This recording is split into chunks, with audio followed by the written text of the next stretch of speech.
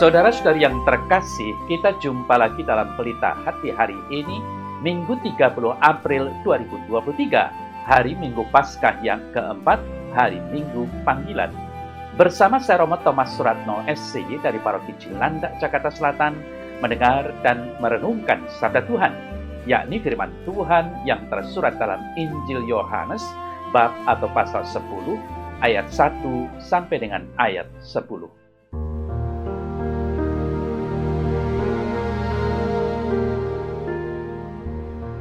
Sekali peristiwa, Yesus berkata kepada orang-orang Farisi, "Aku berkata kepadamu, sesungguhnya siapa yang masuk ke dalam kandang domba dengan tidak melalui pintu, tetapi dengan memanjat tembok, ia adalah seorang pencuri dan seorang perampok. Tetapi siapa yang masuk melalui pintu, ia adalah gembala domba. Untuk dia penjaga membuka pintu, dan domba-domba mendengarkan suaranya, dan ia memanggil domba-dombanya masing-masing menurut namanya dan menuntunnya keluar. Jika semua dombanya telah dibawanya keluar, ia berjalan di depan mereka, dan domba-domba itu mengikuti dia, karena mereka mengenal suaranya. Tetapi seorang asing pasti tidak mereka ikuti, malah mereka lari daripadanya, karena suara orang-orang asing tidak mereka kenal." Itulah yang dikatakan Yesus dalam perumpamaan kepada mereka, tetapi mereka tidak mengerti apa maksudnya. Ia berkata demikian kepada mereka. Maka kata Yesus sekali lagi, "Aku berkata kepadamu, sesungguhnya akulah pintu ke domba-domba itu. Semua orang yang datang sebelum aku adalah pencuri dan perampok, dan domba-domba itu tidak mendengarkan mereka. Akulah pintu. Barang siapa masuk melalui aku, ia akan selamat, dan ia akan masuk dan keluar dan menemukan padang rumput. Pencuri datang hanya untuk mencuri dan membunuh dan membinasakan.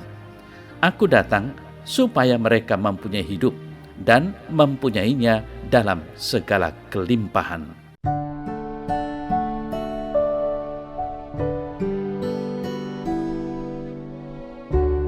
Saudara-saudari yang terkasih, pada hari Minggu Panggilan ini saya mengajak saudara untuk merenungkan pesan warta Injil tentang perumpamaan Yesus sebagai pintu dan gembala yang baik.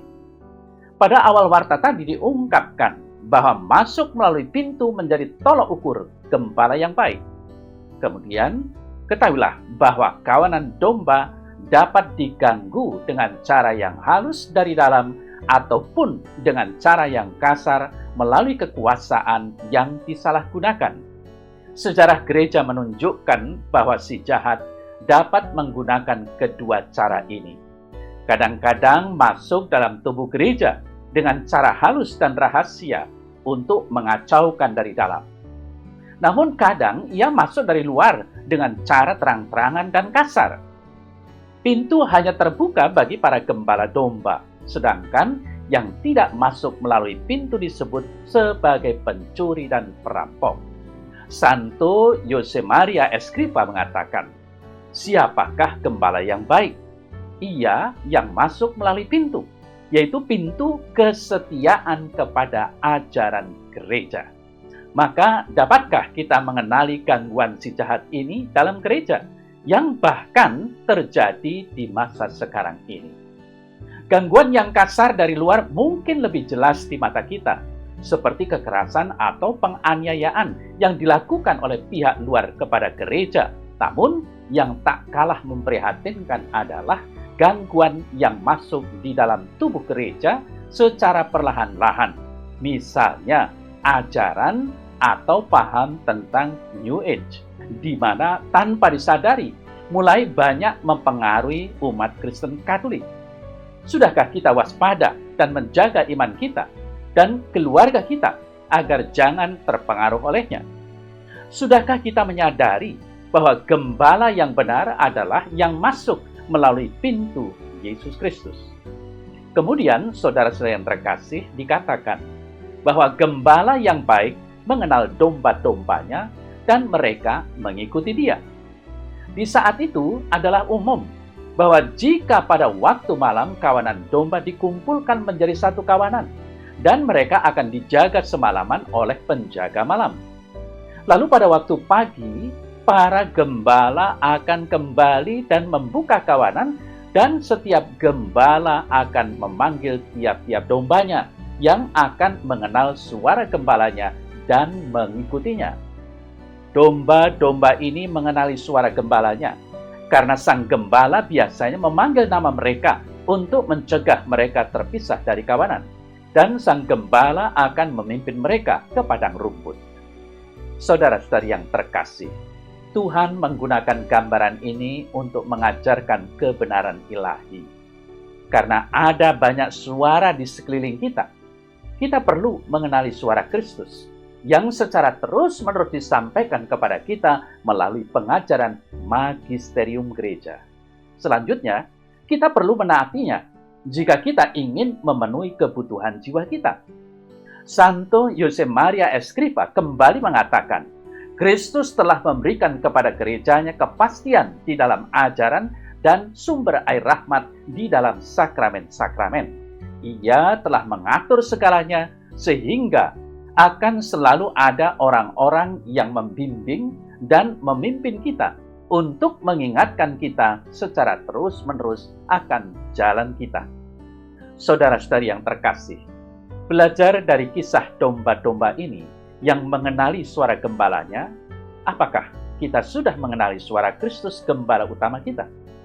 Apakah kita mau taat kepada suara para gembala, yaitu para imam, uskup, dan paus yang diberi kuasa oleh Tuhan Yesus untuk mengajar kita?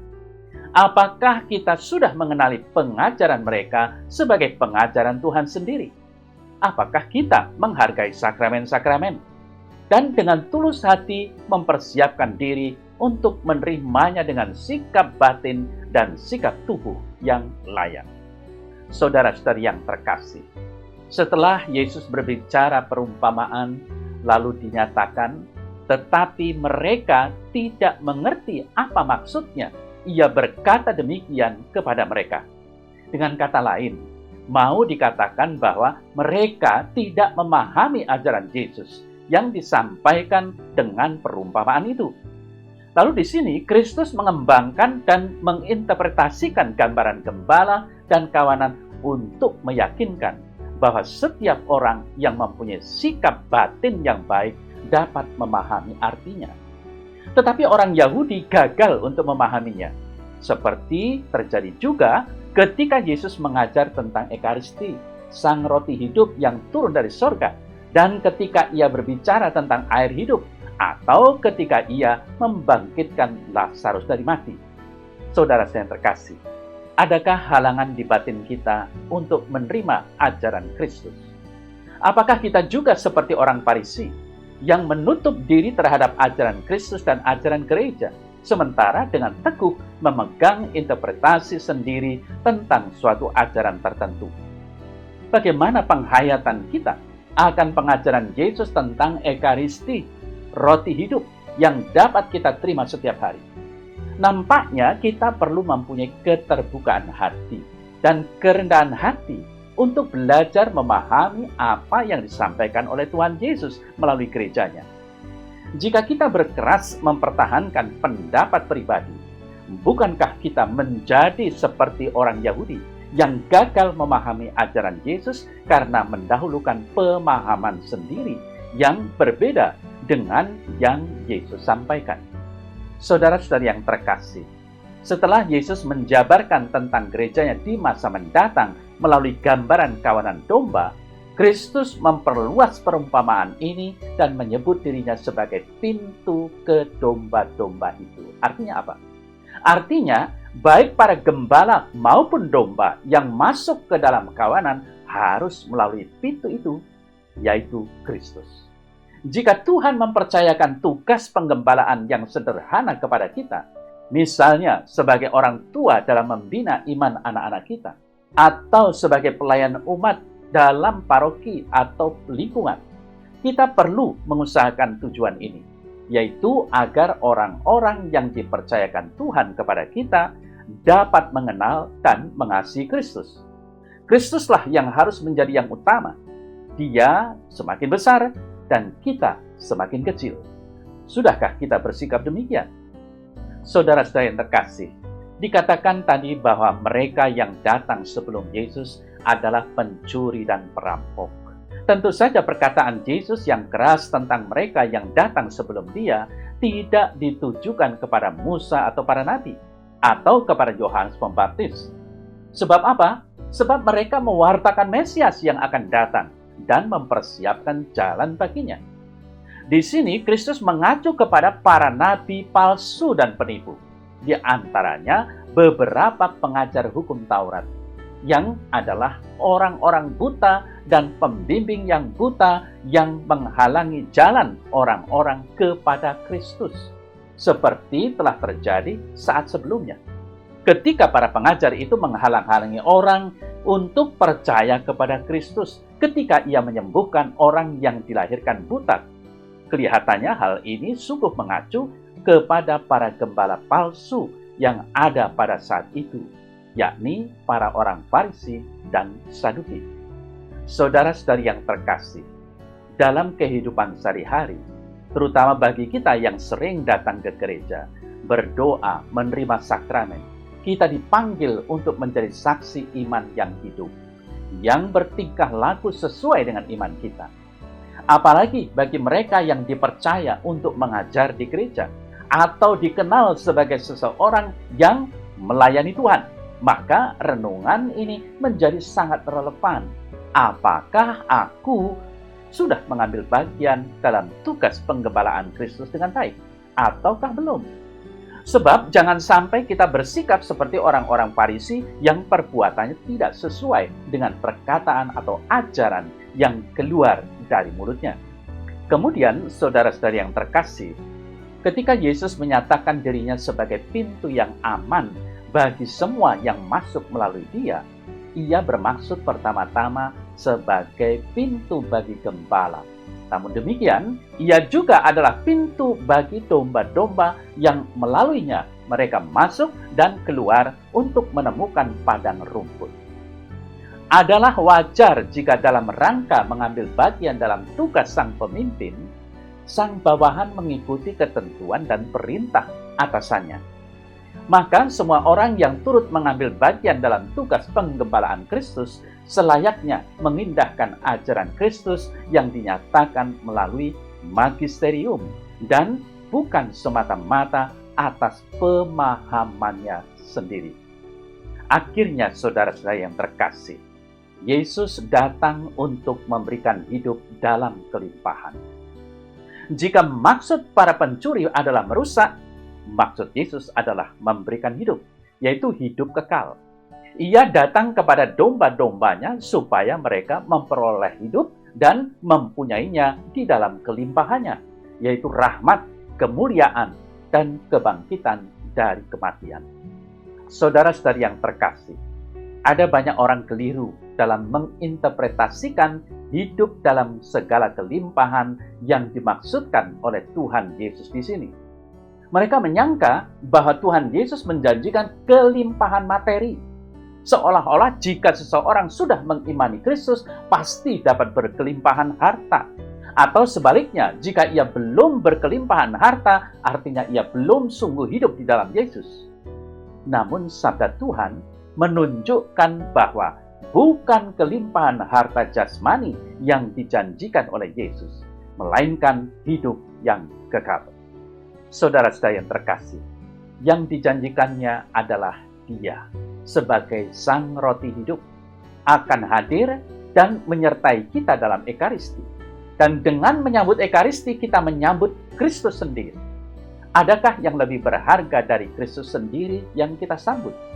Dan dengan menyambut Dia yang adalah Sang Hidup, kita memperoleh hidup ilahi di dalam Kristus yang menghantar kita kepada hidup yang kekal. Dengan menyambut Kristus, kita akan diubah sedikit demi sedikit untuk menjadi semakin menyerupai Dia. Semakin beriman, semakin berpengharapan, dan semakin dapat mengasihi dengan tulus.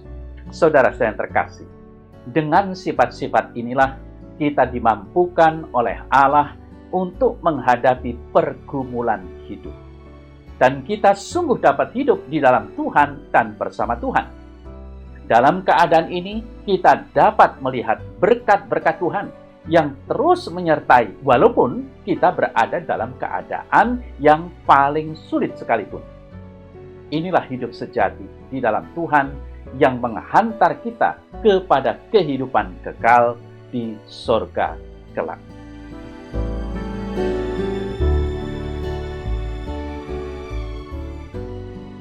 Dalam nama Bapa dan Putra dan Roh Kudus. Amin.